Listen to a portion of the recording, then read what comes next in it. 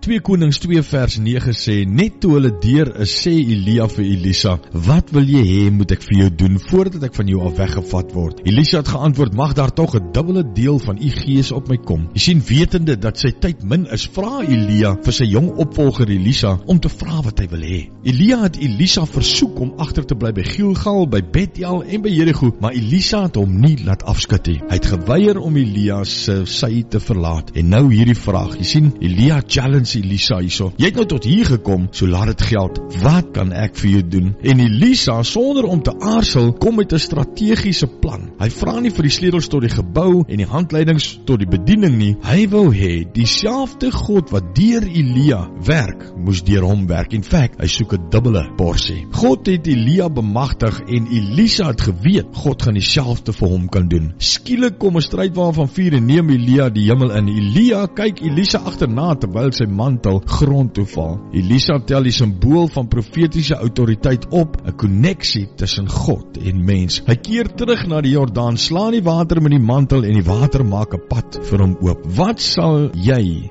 Jesus vra vandag, my vriend? Wat moet in jou lewe bygevoeg word vandag? Watse rivier moet oopgaan vir jou? In watter area het jy voorsiening nodig, krag nodig of oorwinning nodig?